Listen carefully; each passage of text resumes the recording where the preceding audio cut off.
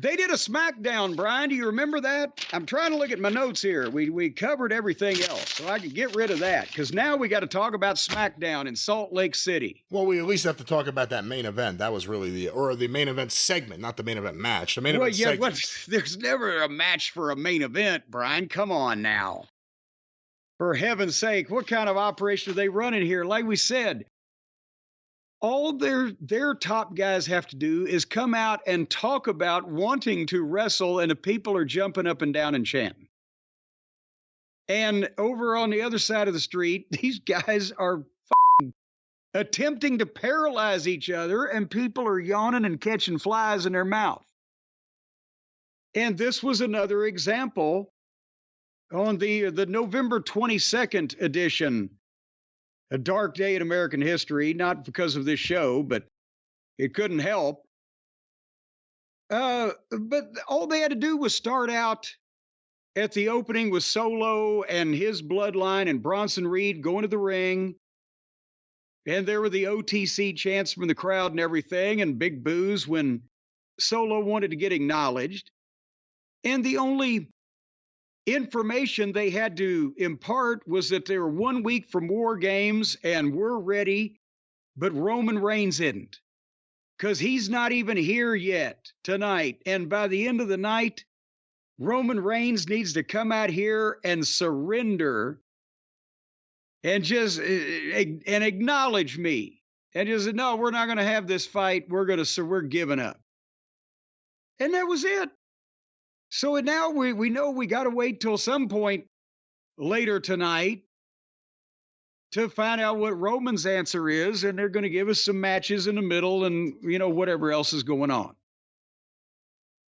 And again, it's when you get in this position where your fan base is accepting everybody as a star in the position that they're supposed to be. They don't accept goddamn Blair Davenport as Rhea Ripley or whatever, but the people are doing all the work for them. They chant, they cheer, they boo, they do it in the right spots, and they just tease it and then pay it off later, and you're gold.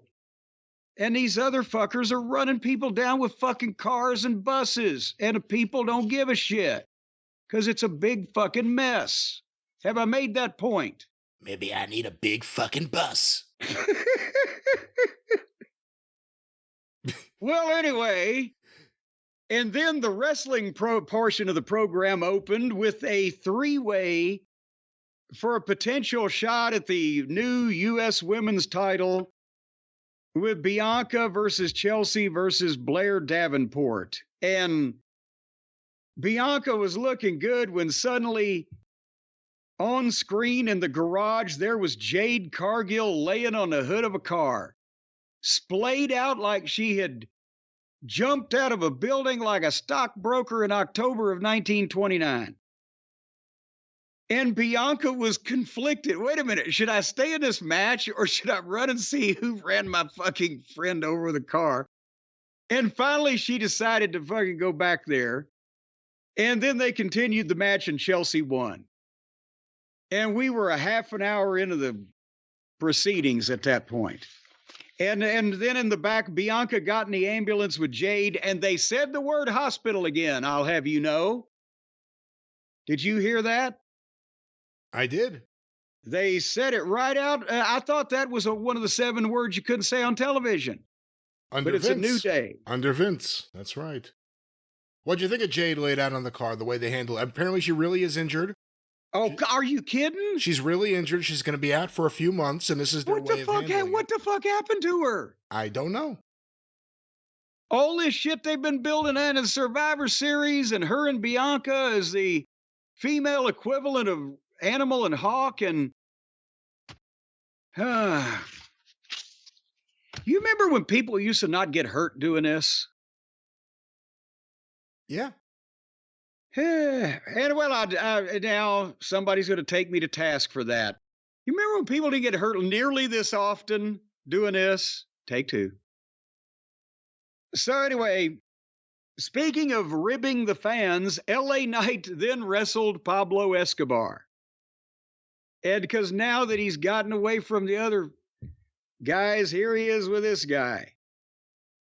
And he was about to do the elbow off the top rope when there is another one of those guys. He sees Shaky Nakamura in the entranceway.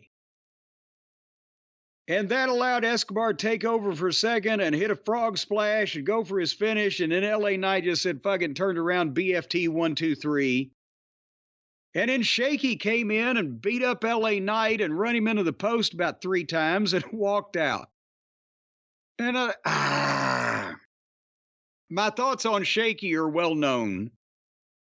And God damn it. It's LA Knight is like a parade balloon. He keeps rising in the air, but they got ropes on him and they keep pulling him back down. They won't let him just fly away and be free, Brian. Like a parade float should. All right, let's move on. All righty. So then in the back, the Garden Gnome, Johnny Sameface, a.k.a. Gargano, was trying to apologize to the Motor City Machine Guns for Tommaso Ciampa's actions. He's a good guy. He just wants a title match. And the Machine Guns said, well, we think the Street Profits deserve the match. And then the Profits walk in, and besides the fact that they look like giants next to all these other people, they say they're going to deal with Ciampa tonight, and then we're going to have a tag title match. And their attitude is a bit abrasive these days. Maybe they're getting more of an edge about them. And then we get to Nick Aldis questioning the Refrigerator Jacks about Jade. What happened? I don't know nothing. I ain't seen nothing. But then Cody walks by and Aldis stops him and say, nobody has seen Owens tonight. We don't think he's here, but Cody says, hey, he's not going to miss this chance. I know he's here. And off goes Cody to the ring, and we got the 9 o'clock hour. So we have successfully gone the first hour of this fucking program with a women's match and a fucking uninteresting match with LA Knight and Mr. Escobar. But at least we get to hear Cody talk. Can you tell I'm being slightly sarcastic? No, and you know what? That's the kind of pace we have to review this show. There's a lot of nothing happening, but the things that happen stand out, and I've critiqued Cody's promos in the past. This was the kind of Cody that he needs to be right now, and I thought he did a great job here. Yeah, because they've got this issue with him and Owens, and they're going about it in a different fashion, but it's made Owens more interesting than he was for a while there. And plus, you can tell when Owens isn't interested, because then he's really not interesting, because he's not interested. And it just for a while there, it was just like blah, blah, blah, blah, blah. Now he's got something he can chew on. But Cody came out with the game face on, and just no wasted time after the Cody chants and everything. He called Kevin Owens out. Get out of here right now. I know you're here somewhere. Let's settle it. And boom. And Owens comes out from one of the breezeways, and he's in the stands in front of the people. And Cody said, get in the ring right now. And he starts after him, but the security's there to keep Cody from, they're closing up little loopholes. There's security guys there so Cody doesn't run and get Owens. And Owens runs his mouth and says, it's all your fault. I fought the bloodline for 4 years. They tried to end my career. I did everything I could to try to fight them. And I stood by you when you fought Roman Reigns. But then all of a sudden Roman Reigns needs a partner and you say yes. Well, he's pissed about that is what Kevin Owens is. And then Cody said, enough. Justify it all you want, but it had nothing to do with you. You've got to be a victim. But nobody holds Kevin Owens down more than Kevin Owens. There is some pointed commentary being written into this verbiage. And then Cody said, that Owens self-sabotages himself. And, he put him over as being, he's got qualities, but you self-sabotage yourself. And then Owens pulled the trigger on the wrong guy. Orton didn't deserve that. Owens crossed the line. And Cody's going to kick Kevin Owens' ass But then Owens says that Cody's going to get the match when he says he's going to get it. And he hates Cody Rhodes. And Cody said, "You don't hate me, you hate yourself." But at least all this makes sense. And it follows from one week to the next, and people that are presented as stars that have interest from the fans and can perform at a level to justify it are doing it. And in the middle is quite dry. But your thoughts? Good segment. This is the kind of Cody that we need. Again, it's a couple of interviews in a row. He hasn't come out there in his suit. He's coming out there dressed like he means business. And Cody, as insincere as he sounds talking, he counteracts that really well when he's yelling. You believe him and you hear his voice crack. Yes. Or not, well, and sometimes not even yelling, but when he's mad, when he's upset, when he's aggressive verbally, he's at his better. When he's talking at a pace that doesn't sound practiced, because when he yells, he talks faster. Yeah. And he spits the words out, and you believe him more. So I like this. And as we learned, and you'll hear after time travel, this will be the main event for Saturday night's main event in December. And then I'm jumping ahead a segment, but it ties together because in the back, Carmelo Hayes, as Cody's walking by him, Carmelo smarts off to him, and Cody shoves him, and Aldis runs in. And I love this line. That's why I mentioned it. Cody said, "Time to reevaluate your first-round draft pick." I think the time for that was about 5 minutes after it was made. But anyway. You know what he should have said? Aldis should have said, "Why don't you go complain to the guy who drafted Odyssey Jones twice?" Is he still on that Odyssey? Yeah, no one knows where that Odyssey went, so who knows? And then they had the mid-show Bloodline update where now Roman Reigns and the Usos and Sami Zayn are there. They're in the back, and they still need a fifth guy. And Sami's out of ideas. And the Usos suggest Cody, and Roman said, "No, that's old news." And Sami said, "Well, let's try Seth again." And Roman says, "No, we don't need anybody else. We're going to stand together or we're going to die together." And so Sami says, "What's the plan?" And then Roman's like, "I don't know." And a scene. So now we got to wait till the end to find out, is he going to go out and acknowledge him? Is he going to go out? They're going to have a fight, but it's 5-4. What's going to happen here? They build this stupid shit up so well that you're sitting there like, what are they going to do? What could these grown men possibly do? I just don't know. And then we see Bailey and Naomi. A special version aired in Louisville that day. The Bailey and Naomi and Tiffy and Candy match. And 10 girls got in a sloppy fight, and Rhea Ripley came out and cleared the ring with a kendo stick. And then Ciampa wrestled Montez Ford, and Montez won with a roll-up. And Tommaso got on him, and Dawkins came in, and Gargano pulled Dawkins off Ciampa, and Ciampa nailed Dawkins, and Gargano pulled Ciampa off Dawkins. And they argued, and Ciampa shoved Gargano down, and the machine guns came out, and Ciampa bailed out, and the guns helped somebody up. The guns helped Gargano up, and the other fellas ain't happy. And that was the main event wrestling match, ladies and gentlemen. But now it's time for the main event segment. The in-ring. The entrances of the new bloodline and the original bloodline. And they enter the ring, and it's a 4-on-5 face-off. And the people are chanting, "OTC, OTC." And Solo lays out his deal. "I'm not here to fight you, Roman. I still love you. I love all of you. Love is in the air. If you were to join us, then we could run this place for years and years to come.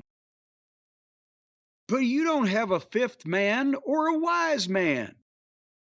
You have no choice. Surrender and join my team or you die where you stand, which I thought was a little melodramatic, but he got the point across. And then Solo hands Roman the microphone, and there's the OTC chants, and Roman is milking the response. He's thinking, he's got that introspective face that he gets, and what's he going to say? And suddenly, you hear over the PA system, ladies and gentlemen, in Heyman's voice, and the place blows. Have you ever heard a pop like that for somebody's voice? That's kind of what we expected would happen. I didn't know they were going to do it here. I didn't know he was going to be dressed in a new outfit, but they did it here. Well, but it's perfect in black and red. The bloodline color, and he looked like John Taffer on Bar Rescue. He hadn't got a tie. He's got the red. What kind of shirts do you call that stylish men's shirt where you don't have to have a collar or a tie on the shirt? And the black suit, and his hair is black, and he's shaved, and he looks clean. And he said, ladies and gentlemen, my name is Paul Heyman. And he cuts the promo. There's no way to do war games with 4-on-5. That math doesn't compute to me. So it's going to be 5-on-5. And as he makes the grand gesture, befitting the Grand Wizard or Bobby Davis or any one of the greats, you hear, like Mussolini, back for Survivor Series. And the place blows again. And here comes CM Punk out, and we talked about it. Would it be Brock Lesnar, or would it be because they left the clue months ago that Heyman said, well, Punk had been off limits as a favor to me. They still had a relationship, so it's Punk, and he comes out, he's taping his fists, he gets in the ring, and the fight's on. And the baby faces clear of the ring mostly, and the Usos and Sammy do their dives, and Roman spears Loa, and Punk GTS's Tama, and then Roman and Punk see each other, and there's the big CM Punk chants, and then there's the "This is awesome" chants,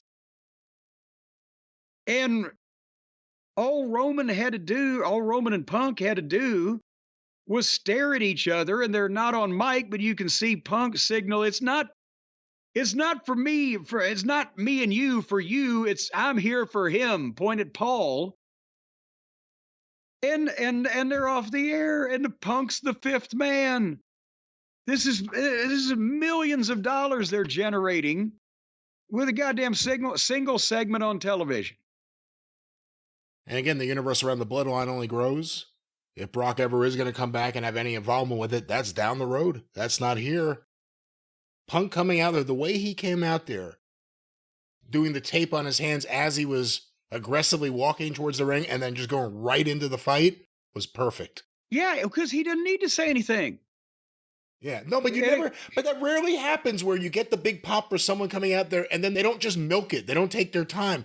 It was exactly right. He just went right to the ring and started the action. Oh, yeah. Everyone went crazy, and you talk about things down the road. Way down the road, you can maybe do something with Punk and Roman. Punk's now mixed up with the bloodline stuff. Punk and Rollins still have to get that taken care of. So there's a lot going on.